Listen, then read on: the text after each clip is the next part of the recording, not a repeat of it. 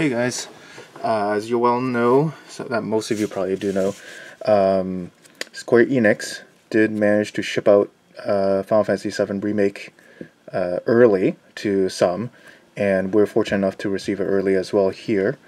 And I am planning to open the or unbox the first class edition for you. So we're going to start with the deluxe edition, and then we will move on to the main sort of thing, which is the Cloud Strife and the Daytona motorcycle. So let's go ahead. So what's included is the Steelbook, soundtrack, Cactuar summon materia, Hardcover Artbook. And I know a lot of people have been waiting for this like forever, considering I have as well. But let's go ahead.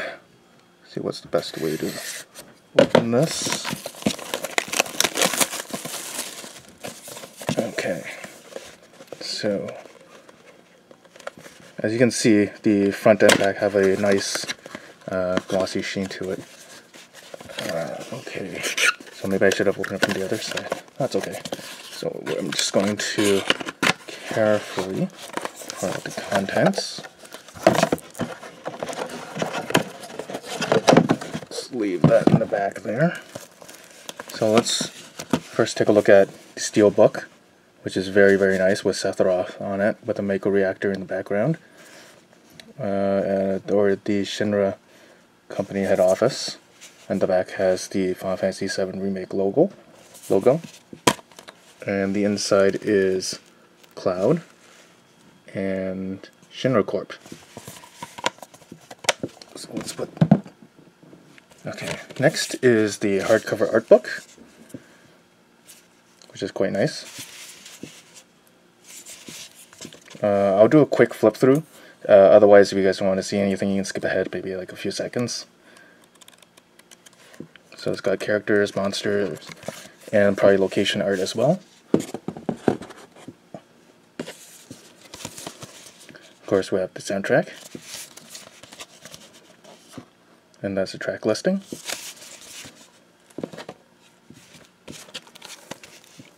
And then, of course, the game itself. From what most people have said already, that this game does contain 2 discs. So there is an installation disc and a play disc, which I think the same was for RDR2 as well.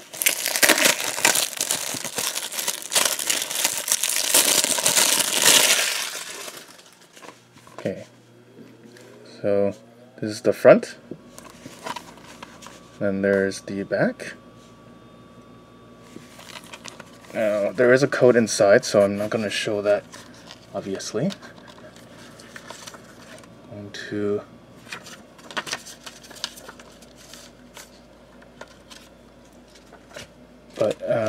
So let's see. Let me see if I can show it to you guys without the...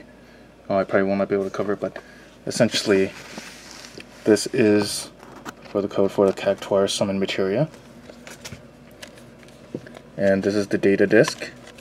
Behind that is the play disc. So it looks like there is a reversible cover on the back. Actually, let's take a look and see what it looks like. Oh, okay, so that is the inside, reversible, in case you prefer the, I guess, more virgin cover versus the more classic cover.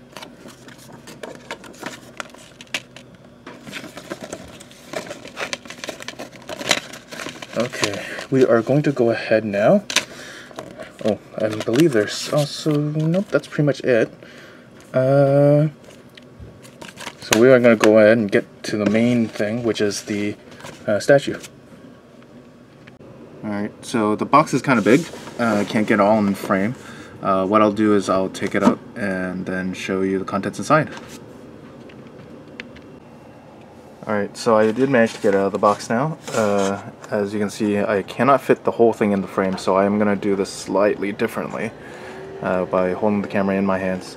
So what they included in it is this sheet of paper, which basically tells you how to assemble the stand and how to swap out the different parts, as well as how to put the sword on his back, swap hands, put him on the Daytona, where his hand placement should be, and all that kind of good stuff.